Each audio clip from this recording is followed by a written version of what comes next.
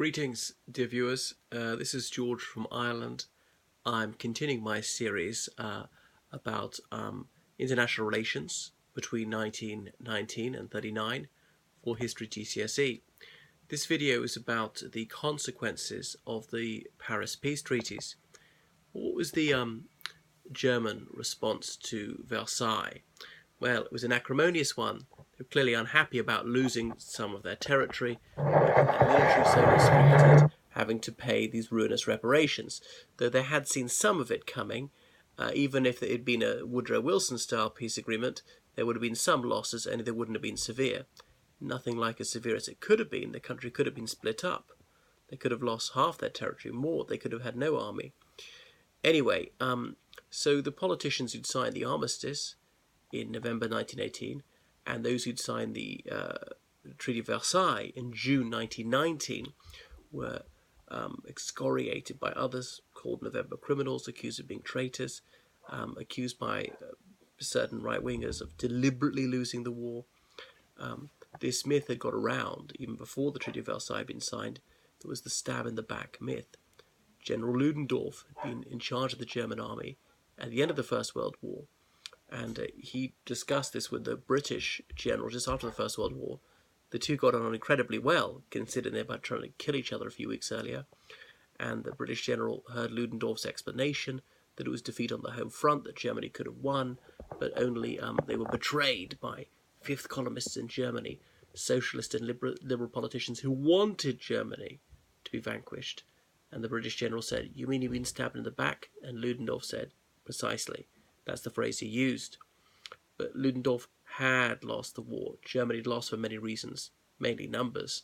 But the German army had not been invincible, as nationalistic Germans preferred to believe. So the Weimar Republic, that's the Germany between 1918 and 33, is known as the Weimar Republic, got off to a very bad start. It had this damnosa hereditas, as in it is inheritance of defeat. It was going to be unpopular. Shame, reparations. That's what it started off with, which was largely not the fault of the politicians who had founded the Weimar Republic. But they mostly disliked losing their land and having to pay these very hefty reparations. But there were some aspects of Versailles that some liberal and left-wing Germans actually rather liked, and that was severely limiting the size of the military, because for too long Germany had been dominated by this military and aristocratic clique. Militarism had prevailed in Germany with Prussian virtues, and being an army officer thought to be the most exalted thing one could possibly do. Now, of course, the army deserves respect, but this was an absurd level of respect to the extent that other professions were treated with disdain, and too much money was spent on the military. The military-industrial complex called the shots. Anyway, but over time, more and more Germans started to vote for politicians who'd sworn to break the Treaty of Versailles. By far the most infamous of these is Adolf Hitler, although in 1919 he was a nobody. And he promised to make Germany a mighty nation once again. So one could say that one of the repercussions of Versailles is the rise of the Nazi Party, the collapse of the Weimar Republic, and even the outbreak of the Second World War. However, a lot happened between 1919 and 1939. Many decisions could have gone differently. This treaty was designed to prevent a war and to prevent Germany ever imperiling her neighbours, and perhaps had the precise opposite effect. I would argue there are extraneous factors, it's not just the treaty itself. Several new countries were created in Eastern Europe in consequence of the Treaty of Versailles. Some of them weren't completely new, were just old countries coming back into being. So the borders of Eastern Europe were redrawn very extensively. Land was confiscated from the defeated Central Powers, and a number of small countries, some of them fairly feeble countries, were established in Eastern Europe. There was Poland. Well, Poland wasn't weak. Czechoslovakia, which had quite a lot of industry, especially in the Czech part. Latvia, Lithuania, Estonia, Finland. More land had gone to Romania. Yugoslavia came into existence. Yugoslavia no longer exists.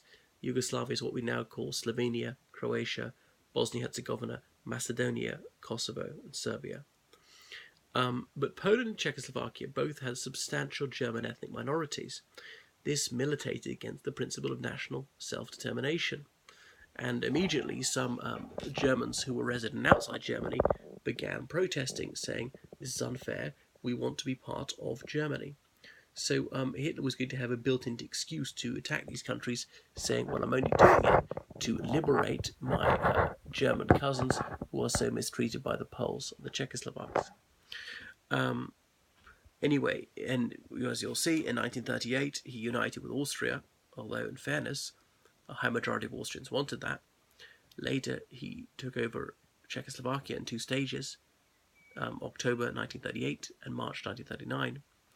He then invaded and annexed Poland in 1939, which sparked the Second World War. There were other territorial disputes in Eastern Europe. For instance, Romania gained a very substantial chunk of Hungary, an area called Transylvania. Now, most people in Transylvania were ethnic Romanians, and many of them wished to join Romania, but they took quite a few Hungarians and ethnic Germans and others with them. But that did not stop the Hungarians claiming it back. Okay, Italian disappointment. This is another consequence of these Paris peace treaties. The Italians did not gain much. Orlando was ousted just as Versailles was about to be signed. He'd done a poor job in arguing his country's case. He was Sicilian, and there was some contempt towards him, some prejudice against him from northern Italians, partly because of that. Italy did gain Istria, which is a bit of what we now call Slovenia and Croatia, and it gained the South Tyrol from Austria. However, South Tyrol was 80% ethnically Austrian. Many of these ethnic Austrians, or ethnic Germans you could call them, strongly disliked being part of Italy.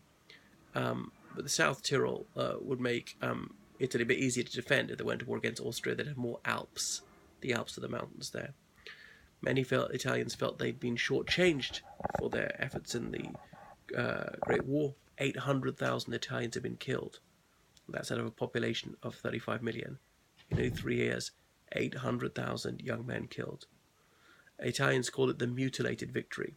They'd been ripped off by the British and French who'd reneged on their promises. So, as they're very badly let down, they said, well, we're going to have to take more land ourselves. And through the 20s and 30s, if there's any dispute between Italy on the one hand and France and the United Kingdom on the other, the Italians would retort to being chided by the governments of Paris and London. You're in no position to lecture us on good faith and international relations because you broke your word to us. The Italians said, you're full of cant and empty promises. The British and French would shamefacedly slink off. So the Italians moved in Italians into the South Tyrol to dilute the Austrian majority. There was still strong pan-German feeling there.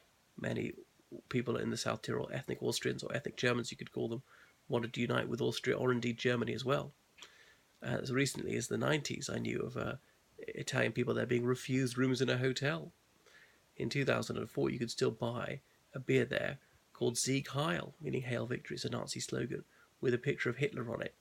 Now, let me be fair. They're completely reasonable people who might wish to reunite with Austria or Germany. It doesn't have to be a sinister thing at all, and many people who want to do so are certainly not Nazi.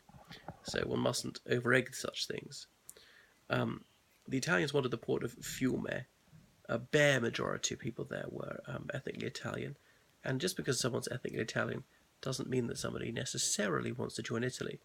Moreover, many people had a foot in both camps, were partly Croat as well as Italian.